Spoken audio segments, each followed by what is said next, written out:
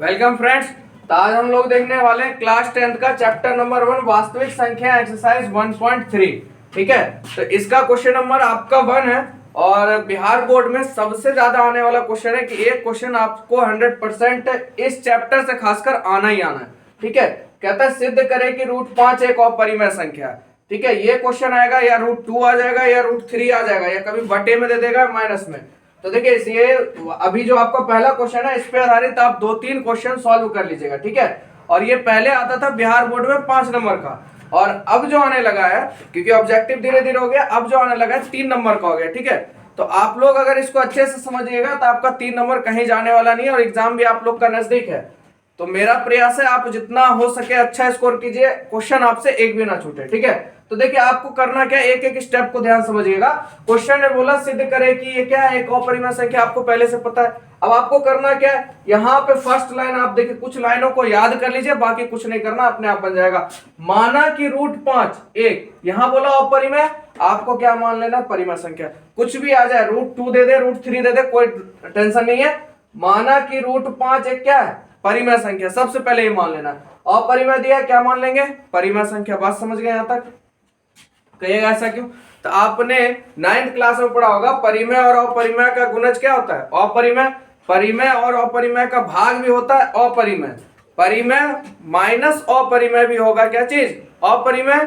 परिमेय जोड़ अपरिमेय भी क्या होगा बाबू, अपरिमेय। ठीक है, तो ये होता है। तो इसीलिए यहाँ पे अपरिमेय के बदले क्या माना मैंने, परिमेय। ठीक है, यहाँ अपरिमेय बोला, हम क्या मानेंगे, परिमेय। आगे देखिए, यहाँ पे आपको पता होगा परिमेय संख्या के लिए हमेशा क्या चाहिए बाबू, p/q चाहिए। किसी भी संख्या को आप परिमेय सिद्ध करोगे उस किस रूप में होना चाहिए, p/q के रूप में होना चाहिए। तो देखिए यहाँ पे आपको क्या करना है, √5 बराबर, आपने इसको क्या माना, परिमेय संख्या। आप इसी बात को यहाँ लिख रहे हो, √5 एक क्या है, परिमेय संख्या। तो √5 बराबर p/q तो आप लिखिएगा ना, यानी √5 क्या है, p/q के रूप में लिखेंगे। जहां ये लाइन एक याद करने वाला, एक लाइन दो लाइन ध्यान समझ, जहां p और q क्या सह अभाज्य संख्या है और q बराबर 0 नहीं होगा। ठीक है, जहां p और q क्या सह अभाज्य संख्या और q बराबर 0 नहीं होगा। यहां तक आप लोग समझ गए। अब क्या करना है आपको, इसको दोनों तरफ क्या करने पर, वर्ग करने। तो देखिए यहाँ पे आपको क्या करना है, दोनों तरफ क्या कीजिएगा, वर्ग करने पर। ठीक है, दोनों तरफ क्या कीजिएगा, वर्ग करने पर। तो देखिए √5 का स्क्वायर कीजिएगा, p/q का स्क्वायर। देखिए स्क्वायर से रूट क्या हो गया, खत्म हो गया, बचा क्या 5। p का स्क्वायर कीजिएगा, q का स्क्वायर कीजिएगा तो क्या हो जाएगा बाबू, q²। यहाँ तक आप समझ गए। अब देखिए यहाँ पे आप इस चीज को मैं डायरेक्ट बना यहाँ पे एक लटका सकते हैं, कोई दिक्कत नहीं। अब देखिए 5 को q से गुना कीजिएगा ना तो क्या हो जाएगा, 5q² बराबर है बराबर p को 1 से गुना कीजिएगा क्या हो जाएगा, p²। तो इसको क्या मान लीजिएगा, समीकरण 1 रख लेना अपने पास। ठीक है, यहाँ तक कोई दिक्कत नहीं। अब यहाँ पे ये चीज देखिए, p गुना में उधर जाएगा तो भाग में हो जाएगा, p गुना में उधर जाएगा तो भाग में। आपको यहीं रुक जाना, आगे नहीं बढ़ना। देखिए 1 2 3 स्टेप का काम है, सिर्फ लिखने का काम है। तो यहाँ पे आप एक चीज समझिएगा, p² 5 से विभाज्य, यानी कहने का मतलब देखिए 5q² बराबर क्या, p²। ये 5 गुना में उधर जाएगा तो क्या हो जाएगा, भाग में, यानी p²/5। तो p² 5 से विभाज्य भाग हो रहा, तो p भी क्या होगा, यानी p भी क्या होगा, अगर स्क्वायर हटा दे तो p भी 5 से विभाज्य होगा। ये यहाँ पे हमने लिख दिया। ठीक है, p भी 5 से क्या होगा, विभाज्य होगा। तो यहाँ पे p किससे विभाज्य है, 5 से विभाज्य। इसको हम मान लेते हैं m बराबर, क्या मान लिया हमने, m। ये कांस्टेंट हम मान के चल रहे हैं। ठीक है, क्योंकि यहाँ p तो विभाज्य हो गया, अब q को विभाज्य करना है। ठीक है, p/5 बराबर क्या मान लिया हमने, m। p को 1 से गुना करेंगे बाबू p, 5 को m से गुना करेंगे 5m। कोई दिक्कत नहीं। p का मान क्या निकल के आया, 5m। तो समीकरण 1 में p का मान रखने पर समीकरण 1 क्या आपका ये रहा, ये आइए 5q² बराबर p²।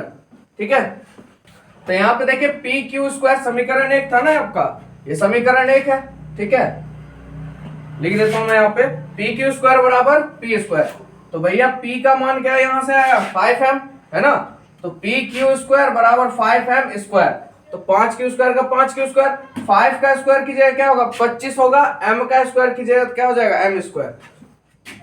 ये 5 कौन सी में बाबू, गुना में उधर जाएगा तो भाग में, तो ये काट देगा 25, 5 बार में खत्म हो गया, यानी q² बराबर क्या हो गया, 5m²। कोई दिक्कत? अब ये 5 जो है गुना में इधर आएगा तो भाग में होगा कि नहीं होगा जी। तो क्यू स्क्वायर को भाग कौन देगा, 5 देगा। देखिए आ गया ना, यहाँ पी स्क्वायर को भाग दिया, अब किसको दिया, क्यू स्क्वायर। बस यही हमको शो करना था। तो हम कह सकते हैं क्यू स्क्वायर 5 से विभाज्य है, यानी क्यू स्क्वायर 5 से विभाज्य है तो क्यू भी किससे विभाज्य होगा, 5 से। ठीक है, क्यू भी किससे विभाज्य होगा, 5 से। तो इसलिए ई लाइन को आप याद कर लीजिएगा आपको। इसलिए मेरा मानना गलत था कि √5 एक परिमेय संख्या। मेरा मानना क्या हो गया, गलत है कि √5 क्या है, परिमेय संख्या। तो यह एक अपरिमेय संख्या, क्या है ये, अपरिमेय संख्या। अतः √5 एक अपरिमेय संख्या है। ठीक है, तो यहां तक आपको दिक्कत नहीं होना चाहिए। अगर कहीं भी दिक्कत होता है तो आप बोल सकते हैं। इसको एक बार ध्यान पूर्वक अगर आप देखिएगा तो आपको एक बार में समझ आ जाएगा। और अगर आपको समझ में आ जाए तो आपका SWS पे आधारित घर पे बैठे बैठे SW √3 और √2 √7 ये 3 क्वेश्चन है, आप घर में बैठे बैठे बना लीजिएगा, आपको पूरा याद हो जाएगा ये। ठीक है, अगर कोई दिक्कत होता है तो आप कमेंट कर सकते हैं। ठीक है, इसके बाद हमारा बाबू नेक्स्ट क्वेश्चन है, सिद्ध करें कि 3 + 2 √5 एक अपरिमेय संख्या है। यानी 3 जोड़ 2 √5 एक कौन सी संख्या है, अपरिमेय संख्या। तो मैंने फर्स्ट कंडीशन आपको क्या बताया था, आपको मान लेना है क्या, परिमेय संख्या। तो माना कि 3 + 2 √5 एक कौन सी संख्या, परिमेय संख्या। तो देखिए परिमेय संख्या के लिए ये दूसरा लाइन आपको मैंने बोला रख लीजिएगा। 3 + 2 √5 बराबर परिमेय संख्या के लिए क्या नियम होता है, P/Q, जहां P और Q क्या है, सहअभाज्य संख्या है और Q = 0 नहीं होना चाहिए। ये 2 लाइन कैसा भी क्वेश्चन आ जाए सिद्ध करने के लिए 2 लाइन घुसा दीजिएगा बराबर P/Q देके। ठीक है, इतना काम आपने कर लिया। अब यहाँ पे देखिए कुछ करने का जरूरत नहीं है, ये 3 प्लस में है बाबू, उधर जाएगा तो क्या हो जाएगा, माइनस में हो गया। यहाँ तक कोई दिक्कत नहीं आपको। अब ये माइनस में हो गया, यहाँ 1 करेंगे तो Q एकम Q, P को 1 से गुना करेंगे P, माइनस का माइनस, 3 को Q से गुना करेंगे 3Q।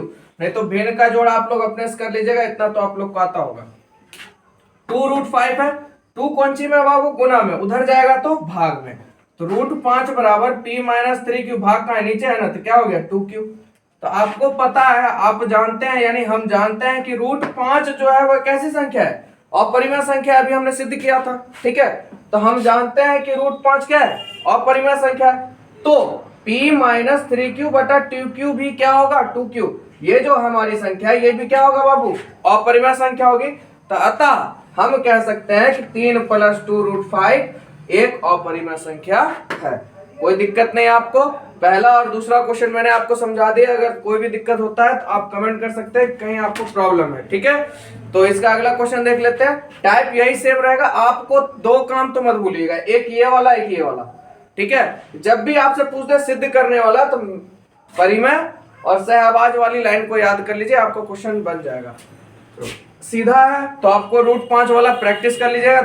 4 से 5 बार उसको आप कॉपी बनाइए, जितना हो सके प्रैक्टिस कीजिएगा ना, बनाइएगा ना, याद कीजिएगा तो नहीं होगा, भूल जाएगा। प्रैक्टिस कीजिए, जितना आप प्रैक्टिस कीजिएगा उतना मजेदार आपका खिल के आ जाएगा, अपने आप कलम आपका चलेगा। ठीक है, तो मिलेंगे आप लोग से नेक्स्ट वीडियो में। आज के लिए इतना ही।